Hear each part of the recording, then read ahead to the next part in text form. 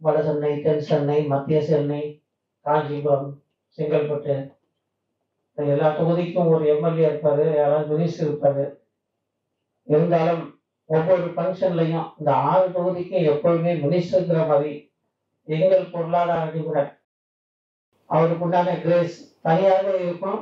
அது அவருடைய knowledge plus அவருடைய பேச்சு சேமிப்புக்காக அவர் மக்களுக்கு அளிக்கக்கூடிய உரைகள் அது எல்லாமே நீங்க இங்க நேரடியாக கேட்கக்கூடிய மிகப்பெரிய ஒரு வாய்ப்பு. அதனால அன்னாரை அன்போடு அழைக்கிறேன் சிறப்புரையாற்ற. எல்லாருக்கும் வணக்கம், காலை வணக்கம். அக்சர் சார் சொன்னதுனால தட்ட முடியல. இன்றைக்கி ஆக்சுவலி எனக்கு ரொம்ப வேலை இருக்குது. நாளைக்கு திரும்பி ஊருக்கு வேற போகணும். அவருக்கு கேட்டுக்கிட்டதுனால தட்ட முடியல. இன்றைக்கி அவருக்கு ரொம்ப இம்பார்ட்டண்ட் நாள். உங்கள் அசோசியேஷனோட ஆப்பை லான்ச் பண்ணியிருக்கீங்க.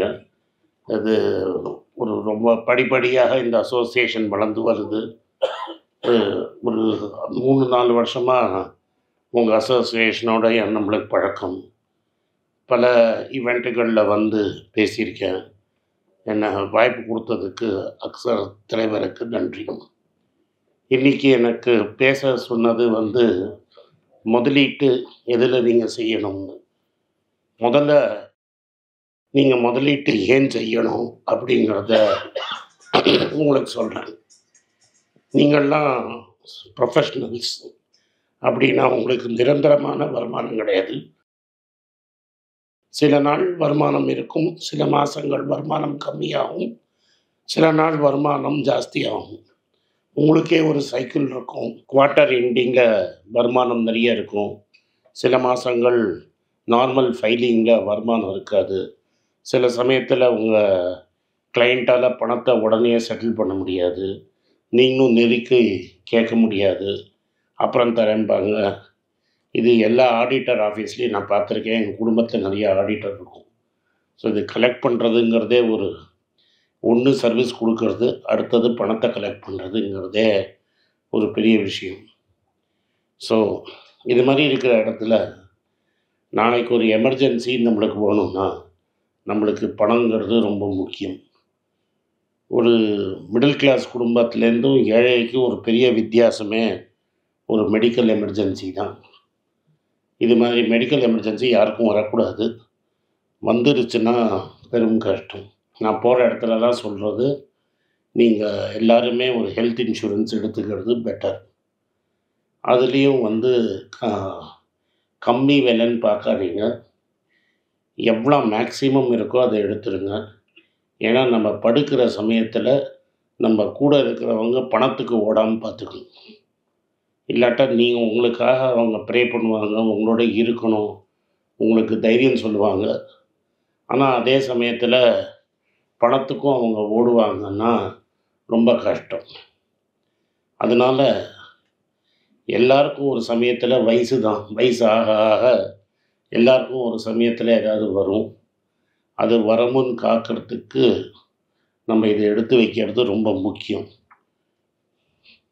எஸ்பெஷலி இப்போ நம்மள மாதிரி ப்ரொஃபஷ்னல்ஸுக்கு கார்ப்பரேட் இன்சூரன்ஸுங்கிறது இருக்காது. அதனால் இது ரொம்ப முக்கியம். அதுவும் படித்து பார்த்து கரெக்டாக போடுங்க. எங்கேயாவது சீப்பாக தரேன்னு சொல்லிட்டு கண்டிஷன்ஸ் அப்ளைன்னு போட்டாங்கன்னா நீங்கள் ஹாஸ்பிட்டலில் படுத்த சமயத்தில் அவனோட சண்டை போடுற மாதிரி ஆகிடும். ஸோ முதலீட்டு அப்படிங்கிறதுல நம்மளை மாதிரி ஆட்களுக்கு முதல்ல நீங்கள் எடுக்க வேண்டியது ஹெல்த் இன்சூரன்ஸ். ரெண்டாவது, மாதம் ஏதாவது ஒரு பணத்தை எடுத்து முதலீட்டு பண்ணணும் அப்படிங்கிறது கம்பல்சரி பழக்கமாக வச்சுக்கோங்க. ஏன்னா சடனாக ஒரு நாளைக்கு பெரிய தொகையை எடுத்து போட முடியும்னு எனக்கு நம்பிக்கை கிடையாது. நான் என்றைக்குமே அது மாதிரி பண்ணது கிடையாது. அன்னன்னைக்கு அப்பப்போ கொஞ்சம் கொஞ்சமாக எடுத்து போட்ட வச்சாதான் பணம் சேரும். இல்லாட்டா வெள்ளத்தில் வர ஆறு மாதிரி பணம் அடிச்சுட்டு போயிடும், பணத்தை தேக்க முடியாது. அதனால் அப்பப்போ கொஞ்சம் கொஞ்சம் பணத்தை தேக்கி வச்சிங்கன்னா தான் உங்களால் சேர்க்க முடியும். நான் வந்து பேங்க்கில் டெபாசிட் போடாதீங்கன்னு சொல்கிறேங்க. ஏன்னா பேங்க்கில் டெபாசிட் போட்டிங்கன்னா இப்போ திரும்பி வட்டியை குறைச்சிருக்காங்க. இதுக்கு முன்னாடியே 5.5 6% தான் கொடுத்துட்டு இருந்தாங்க.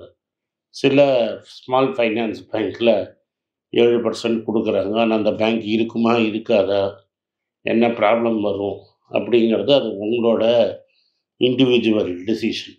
அதுலேயே 10% டேக்ஸையும் பிடிச்சிருவாங்க. நீங்கள் டேக்ஸ் கொடுக்கணுமோ கொடுக்கலையோ, லயபிளோ இல்லையோ அந்த டேக்ஸை பிடிச்சிருவாங்க. அதுக்கப்புறம் இயர் எண்டில் ஒரு ஆளை பிடிச்சி நீங்களே டேக்ஸ் ப்ராக்டிஷனர் இன்கம் டேக்ஸும் பண்ணுறீங்கன்னா நீங்களே ஃபைல் பண்ணலாம். நீங்கள் பண்ணலைன்னா இன்னொரு ஆளை பிடிச்சி அவனை கெஞ்சி காலில் கையில் விழுந்து போட்டு வாங்கணும். அண்டு கடைசியில் பார்த்தீங்கன்னா அந்த எக்ஸ்ட்ரா வர இன்ட்ரெஸ்ட்டை வச்சிங்கன்னா கூட பணவீக்கத்துக்கு அது சரிபட்டு வராது. அதனால் தேவை இருக்கிற பணத்தை பேங்க்கில் வச்சுட்டு மீதியை முதலீட்டு பண்ணுறதை தவிர நம்மளுக்கு வேறு வழி கிடையாது. நம்மளை மாதிரி இருக்கிறவங்களுக்கு தெரிஞ்சது ஏதர் பங்குச்சந்தைன்னு இப்போ ரொம்ப பாப்புலர் ஆகிடுச்சு. 2வது நான் நிலத்தில் போடலாம் அப்படின்னு பல பேர் ஐடியா கொடுப்பாங்க. 3வது தங்கத்தில் போடுறது, வெள்ளியில் போடுறதுங்கிறத நம்ம ஊர் மரபு ஆயிடுச்சு. அதனால் இதில் எது சிறந்தது அப்படின்னு என்ன பேச சொல்லியிருக்கிறார். இதுங்கிறது எப்பப்போ எதில் போடுறதுங்கிறது நம்மளால் சொல்ல முடியாது.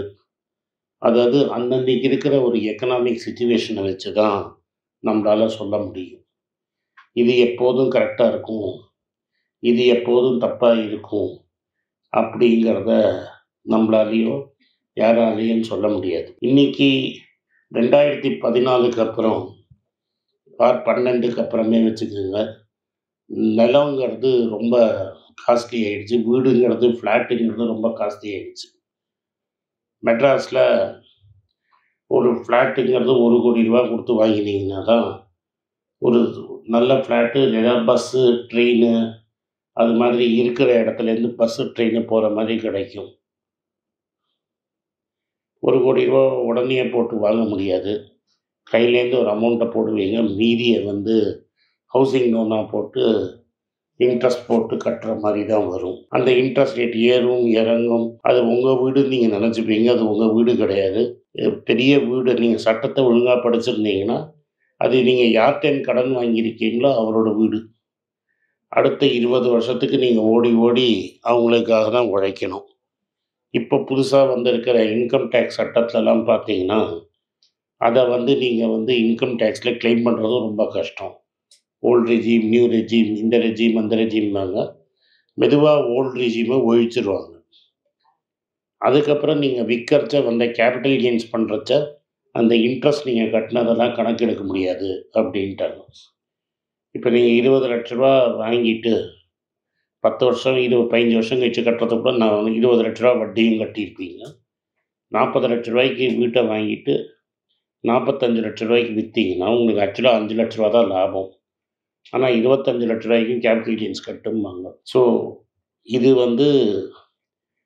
அண்ட் 1 கோடிக்கு மேலே வீடு வாங்கிறதுங்கிறது ரொம்ப கம்மியால் தான் முடியும். இந்த இன்வெஸ்ட்மெண்ட் பண்ணுறதே நீங்கள் ஆத்திர அவசரத்துக்கு விற்கணுங்கிறதுக்காக தான். ஸோ இந்த ஆத்திர அவசரத்தில் இந்த வீடு, நிலம் இதெல்லாம் விற்கிறதுங்கிறது ரொம்ப கஷ்டம்.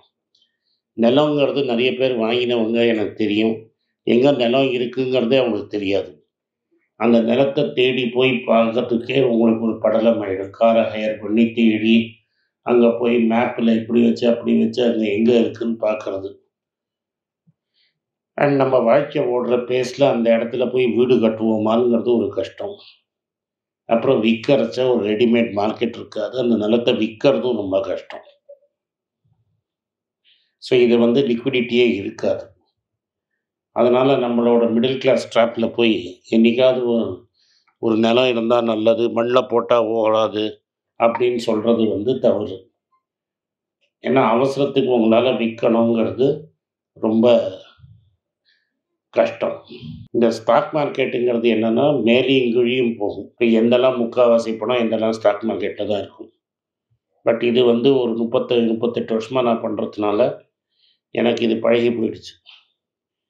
எது எங்கே எப்போ வாங்கணும், எப்போ கொடுக்கணும், அது எனக்கு எப்போதுமே தெரிஞ்சிருக்கும். அண்டு பாதி விலைக்கு ஆனாலும் எனக்கெல்லாம் பயம் வராது. ஏன்னா நான் எல்லா இடத்தையும் சொல்கிற மாதிரி டாடா ஸ்டீலை 1000 ரூபாயிலையும் பார்த்துருக்குறேன். அதே கம்பெனி 250 ரூபாயிலையும் பார்த்துருக்கேன். இன்றைக்கி 1300 ரூபாயிலையும் பார்க்குறேன். ஆனால் முக்கால்வாசி சாதாரண மனுஷனுக்கு 1000 ரூபாய் இருந்த பங்கு வந்து அது 250 ரூபா ஆயிடுச்சுன்னா அவன் மாற பிடிச்சிப்பான். ஸோ அது உங்களால் தாங்கிறதுங்கிறது உங்களுக்கு நல்ல இதயம் வேணும். எல்லாம் தாங்கும் இதயம் மாதிரி இருக்கணும். அது ரொம்ப சில பேருக்கு வராது. அது நடுத்தரத்தில் கஷ்டம். அதில் ஆனால் கொஞ்சம் பணத்தை போடணும். பட் உங்களுக்கு ஒரு நல்ல ஆலோசகர் வேணும் அதை நீங்கள் கரெக்டாக போடுறதுக்கு. அதுக்கு பதிலாக நீங்கள்லாம் வந்து சேஃபாக மாதம் மாதம் வந்து நிஃப்டி இடிஎஃப்னு ஒன்று இருக்கும். நீங்கள் உங்களோட பங்கு சந்தையில் யாராவது தெரியும்னா கேட்டிங்கன்னா நிஃப்டி இடிஎஃப்னு இருக்கும். அதில் போட்டுக்கிட்டே போனீங்கன்னா ஒரு 20 வருஷம் டைம் உங்களுக்கு இருந்ததுன்னா உங்கள் பசங்க படிப்புக்கு ரொம்ப யூஸ்ஃபுல்லாக இருக்கும். அது 500 ரூபாயில் ஆரம்பித்து அப்பப்போ போட்டுக்கிட்டே போகிறது நல்லது. ஆனால் ஷார்ட் டேர்மில் இன்றைக்கி இருக்கிற சுச்சுவேஷனில் இன்றைக்கி மார்க்கெட்டு ஒரு வருஷமாக ஒன்றும் பெருசாக ரிட்டர்ன் கொடுக்கல. அடுத்த 6 மாதத்துக்கும் பெருசாக ரிட்டர்ன் கொடுக்காது. சிலது நம்மளே ஓன் கோல் அடிச்சுக்கிட்டோம். சிலது வந்து இப்போ ட்ரம்ப் வருவான்னு யாரும் நம்பலை. வந்தப்புறம் அவர் சொன்னதை பண்ண மாட்டாருன்னு நிறைய பேர் நினச்சாரு. நான் வந்துட்டேன் மதன் பாபு மாதிரி சொல்லி பண்ணுறதெல்லாம் பண்ணி காட்டுறேன்னு பண்ணிகிட்ருக்காரு. தினம் எந்த சைடு படுக்கையிலன்னு இருந்திருந்தால் தான் அவருக்கு தெரியும். இன்றைக்கி உண்டும்பார், நாளைக்கு இல்லைம்பார், நாளைக்கு திரும்பி உண்டும்பார், இல்லைம்பார். அதனால் சந்தைகள் மேலேயும் கீழேயும் ரொம்ப வயலண்ட்டாக மேலேயும் கீழேயும் போகுது. இது சாதாரண நடுத்தர வர்க்கத்தால் தாங்க முடியாது. அன்லஸ் உங்களுக்கு அது யூஸ்டாக இருந்து பண்ண முடிஞ்சால் நீங்கள் அது ஒரு மாதம் ஒரு 5000 ரூபா 10,000 ரூபா போடலாம். ஒரு 7-8 வருஷத்துக்கு முன்னாடி தங்கம் வந்து ஒரு டிவி சேனலில்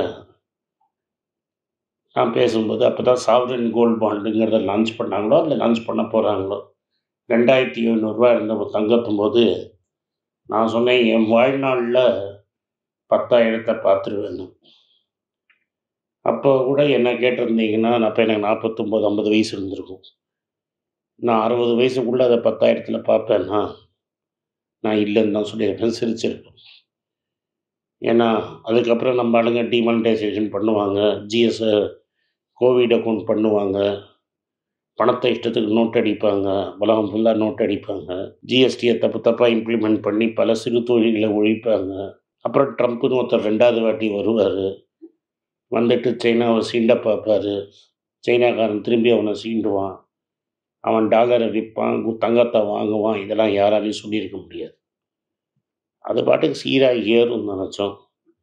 பட் மோதியும் ட்ரம்ப்பும் நம்மளுக்காக வேலை செஞ்சதுனால அது என்னோடய 58வது வயசுலேயே நேற்று 10,000 தாண்டிடுச்சு. நான் சொன்னது 24 கேரட் கோல்டு. எது 20 வருஷம் ஆகும்னு நினச்சேனோ 8 வருஷத்துலேயே முடிச்சிட்டாங்க 2 பேரும் சேர்ந்து. இதை நான் ஒரு 4 நாள் முன்னாடியே சொன்னேன், ஏன் 10,000 தாண்டிடுச்சுடா, டேக்ஸு அதெல்லாம் போட்டிங்கன்னா வந்துடும்னு. இன்றைக்கி தான் இவங்க போட்டிருக்காங்க 9,700 ரூபா 24 கேரட்டு. அதுக்கு 3% டேக்ஸ் போட்டாலே ஜிஎஸ்டி போட்டாலே 10,000ன்னு. மேக்கிங் சார்ஜுன்னு ஒன்று இல்லாமல் பண்ண மாட்டாங்க. நீங்கள் தங்கத்தை ஸ்டாம்ப் பண்ணால் கூட அவ்வளோ ஆகும். சில பேர் இப்போ என்ன சொல்கிறாங்கன்னா நீங்கள் வெள்ளியை வாங்கினா கரெக்டாக இருக்கும்னு. வெள்ளியை வாங்குறது உச்சிதம் கிடையாது. ஏன்னா வெள்ளி வெறும் ரீட்டைல் ட்ரேடும் கொஞ்சம் இண்டஸ்ட்ரியும் தான் வாங்குவாங்க. தங்கம் ஏறுறது ஏன்னா உலகத்தில் இருக்கிற எல்லா சென்ட்ரல் பேங்க்கும் வாங்கிறது. சென்ட்ரல் பேங்க்னால் எல்லா ஊர்லேயும் நம்ம ஊரில் ஒரு ரிசர்வ் பேங்க் இருக்கிற மாதிரி ஒரு ஊரில் ஒரு பேங்க் இருக்கும். சைனாவில் சைனீஸ் பேங்க் ஆஃப் சைனா, அவங்க மாதிரி இருக்கிறவங்க டர்க்கி, ரஷ்யா, யாரெல்லாம் அமெரிக்காவோட ஒத்து போகாதவங்கெல்லாம் டாலரை விற்றுட்டு தங்கம் வாங்கிட்டே இருக்காங்க. இன்றைக்கி இருக்கிற உலக சூழலில் அவங்க தங்கத்தை வாங்கிறத நிறுத்தவும் மாட்டாங்க, இன்னும் வாங்கிட்டே தான் இருப்பாங்க ட்ரம்ப் இருக்கிற வரைக்கும். இதில் 3 பிளேயர்ஸ் இருக்காங்க. ஒருத்தர் ட்ரம்ப்பு, ஒருத்தர் பூட்டின், ஒருத்தர் ஜிஜிபிங்கு. 2 பேருக்கு எலெக்ஷனே கிடையாது. சாவர வரைக்கும் அவன் தான் ராஜா. 3வது ஆள் 3 வருஷம் டெஃபினட்டாக இன்னும் ஒரு 3.5 வருஷம் இருப்பான். அவங்க சடனாக எல்லோரும் சேர்ந்து போய் எல்லாம் சரியாக போயிடுச்சு நாளைக்கு கட்டிப்பிடி வைத்தியம் பண்ண மாட்டாங்க. அந்த கட்டிப்பிடி வைத்தியம் பண்ணால் தான் தங்க விலை இறங்கும். அது இப்போதைக்கு ஆற மாதிரி தெரியல. நேற்று நைட்டு 3,354 டாலர் இருந்தது. $10 இறங்கி $3,340 ஆச்சு. இது 30 கிராம் நான் சொல்கிறேன். கோல்ட்மேன் சாக்ஸ் என்ன சொல்கிறான்னா அது மினிமம் 3600 போகும். ஆனால் மோதல் இன்னும் வலிமையாக இருந்ததுன்னா 4000 4500 வரைக்கும் போகுங்கிறான். அது யாராலையும் சொல்ல முடியாது, நம்ம ஜோசியக்காரங்க கிடையாது. இப்போதைக்கு தெரியுது அடுத்த 12 மாதத்தில் இன்னொரு 12%, 10லேருந்து 15% ஏறும்னு. 22 கேரட் கோல்டு 8,920 இருக்குது இன்றைக்கி. அதுக்கு நீங்கள் 3% டேக்ஸ் சேர்த்துக்கோங்க. அப்புறம் ஸ்டாம்பிங் சார்ஜ் ஒரு 3% போட்டுக்கோங்க. 9,500 இருக்குது. அதுலேருந்து 10லேருந்து 15% நிச்சயமாக ஏறும். பேங்க்கில் போட்டால் அந்த வட்டி வராது. ஸ்டாக் மார்க்கெட்டில் போட்டால் அந்த ரிட்டர்ன் ஒரு வருஷத்தில் வராது. வெள்ளியில் போட்டாலும் வராது. ஏன்னா நான் சொன்ன மாதிரி பேங்க் அதுகள் வாங்க மாட்டாங்க. அதனால் இன்றைக்கி இருக்கிற சுச்சுவேஷனில் உங்களுக்கு தங்கத்தை தவிர வேறு வழி இல்லை. உடனே என்கிட்ட 10,000 ரூபாய் இல்லை ஒரு கிராம் வாங்கிறதுக்குன்னு கவலைப்பட வேண்டாம். இந்த மார்க்கெட்லேயே கோல்டு பீஸ் அப்படின்னு ஒன்று இருக்குது. அது மில்லிகிராம் கணக்கில் கொடுப்பாங்க. 60 ரூபா 70 ரூபா 100 தான் இருக்கும். இன்றைக்கி 80 ரூபா இருக்கும். இப்போது எப்போல்லாம் முடியுதோ 80 ரூபா 100 ரூபா போட்டு சேர்த்து எப்போ கொடுக்குமோ கொடுத்து நீங்கள் கோல்டாக வாங்கிக்கலாம். அதனால் கொஞ்சம் கொஞ்சமாக சேர்க்கலாம். தெரியாத கடையில் கொண்டு போய் மந்த்லி சிட்டெல்லாம் சேர்த்துறாதீங்க. கடை இருக்குமான்னு பார்த்துக்குங்க. கடை பெரிய பெரிய கடையெல்லாம் மூடி இருக்கான். கடை மூடிட்டா நாளைக்கு நம்மளுக்கு ரொம்ப கஷ்டம். சென்னையிலேயே எனக்கு தெரிஞ்சு பெரிய கடையெல்லாம் மூடி இருக்காங்க. அதனால் உங்கள் பணம் கேர்ஃபுல்லாக இருங்க. எல்லா இடத்துலையும் இன்வெஸ்டிகேட் பண்ணிவிட்டு கரெக்டாக வாங்குங்க. இப்போதைக்கு அடுத்த 10 மாதத்துக்கு தங்கத்தை விட்டால் வழி இல்லை. நன்றி, வணக்கம். வணக்கம். எனக்கு ஒரு விஷயத்தை அட்டென்ஷனுக்கு கொண்டு வந்திருக்காங்க. என்னோட ஏஐ ஜென்ரேட்டட் இமேஜை பார்த்து யாரோ ட்ரேடிங்க்கு பணம் கொடுத்து ஏமாந்துருக்காங்க. ப்ளீஸ், உங்களுக்கு நான் பல தடவை சொல்லிட்டேன், இப்பவும் சொல்கிறேன், நான் யார்கிட்டையும் பணம் டைரெக்டாக வாங்குறது இல்லை. அப்பாயின்மெண்ட் பார்க்குறதே கிடையாது. அதனால் என்னை பார்க்கலான்னு யாராவது காசு கேட்டாலும் இல்லைன்னு சொல்லிவிடுங்க. அடுத்தது ஒரு இமெயில் ஐடி இருக்குது. அதில் போட்டால் எங்கள் டீம் கான்டாக்ட் பண்ணுவாங்க. அது டைம் ஆகுதுன்னா வினோதோட இன்ஸ்டாகிராம் அக்கௌண்ட்டில் வினோத்திட்ட மெசேஜ் பண்ணுங்க. அவன் என் தம்பி. அதுலேயும் அவன் காசு கேட்க மாட்டான். காசு கேட்குறாங்கன்னா ஏமாறுறீங்க. யார் என்ன சொன்னாலும் கம்பெனிக்கு செபி அல்லது ஐஆர்டிஏ அல்லது ஆர்பிஐ ரெஜிஸ்ட்ரேஷன் இருக்கணும். இந்த 3 ரெஜிஸ்ட்ரேஷன் ஏதாவது இருந்தால் தான் உங்களோட பணத்தை நீங்கள் கொடுக்கணும். நீங்கள் இன்கேஸ் ஆஃப் இன்சூரன்ஸ் டைரெக்டாக இன்சூரன்ஸ் கம்பெனிக்கு தான் கொடுக்கணும். இன்கேஸ் ஆஃப் ட்ரேடிங் நீங்களே புரோக்கர்கிட்ட போட்டு ட்ரேட் பண்ணணும். மியூச்சுவல் ஃபண்டும் கம்பெனிக்கு தான் கொடுக்கணும். த்ரூ எக்ஸ்சேஞ்சு நீங்கள் வாங்கிக்கலாம். இதெல்லாம் எதுக்கு நான் உங்களுக்கு சொல்கிறேன்னா, யாரையாவது சொல்கிறாங்கன்னு நம்பி ஏமாறாதீங்க. உங்களுக்காக நான் ட்ரேட் பண்ண முடியாது, அது இல்லீகல். நான் ட்ரேடும் பண்ணுறது கிடையாது. அதனால் ட்ரேடிங் ப்ராஃபிட் பண்ணி தரேன்னு சொல்கிறது ஏமாத்தல். எனக்கு ட்ரேடிங் பண்ண தெரியாது. என் பேரை சொல்லி ட்ரேட் பண்ணி உங்களுக்கு ப்ராஃபிட் ஷேரிங்னா ஃப்ராடு, ஏமாற்றம். நான் யார்கிட்டையும் காசு கேட்கல, கேட்கவும் மாட்டேன்.